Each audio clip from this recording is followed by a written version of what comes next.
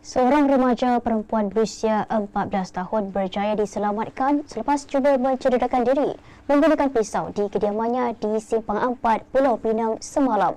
Kejadian kira-kira jam 10 malam itu disedari ahli keluarganya yang kemudian menghubungi pihak berkuasa selepas mendapati mangsa mengunci diri di dalam bilik.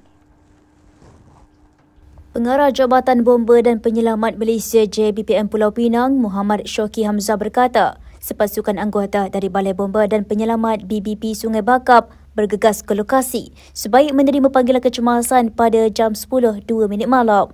Setiba di lokasi, pihaknya mendapati seorang remaja perempuan mengunci diri di dalam bilik sambil memegang pisau dan mengancam untuk mencederakan diri.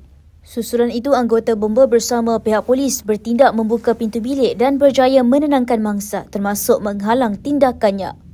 Tambah beliau, mangsa mengalami kecederaan ringan di bahagian tangan sebelum menerima rawatan daripada petugas Kementerian Kesihatan KKM yang turut berada di tempat kejadian. Mangsa kemudian diserahkan kepada pihak polis untuk tindakan lanjut dan operasi tamat sepenuhnya pada jam 10.45 malam.